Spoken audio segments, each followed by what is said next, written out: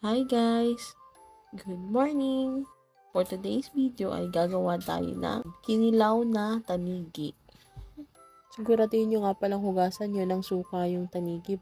Hiniwa ko nga lang pala dito yung tanigi sa maliliit na cubes, tapos naglagay na rin ako ng luya at sibuyas. Itong siling labuyo nga lang palang nilagay ko dito at 2 siling panigang. Naglagay nga rin pala ako dito ng 10 perasong kalamansi. Bali kalahating kilong tanigi nga lang pala tong ginawa ko. Naglagay na rin pala ako dito ng pampalasa, asin. Asin lang, okay na yan. Tapos paminta, tansyahin nyo na lang kung gaano kaalat yung gusto nyo.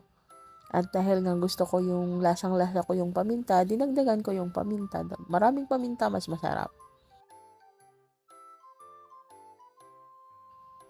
Haluin yung mabuti para mabalance yung lasa, para lahat malagyan ng flavor.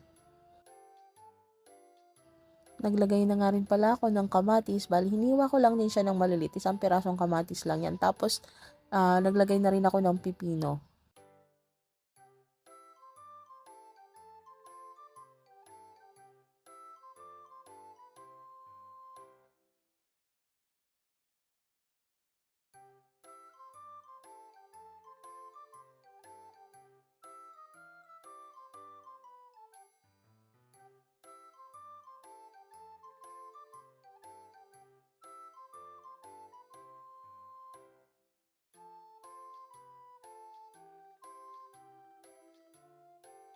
Finally, naglagay na ako ng 1 perasong lemon.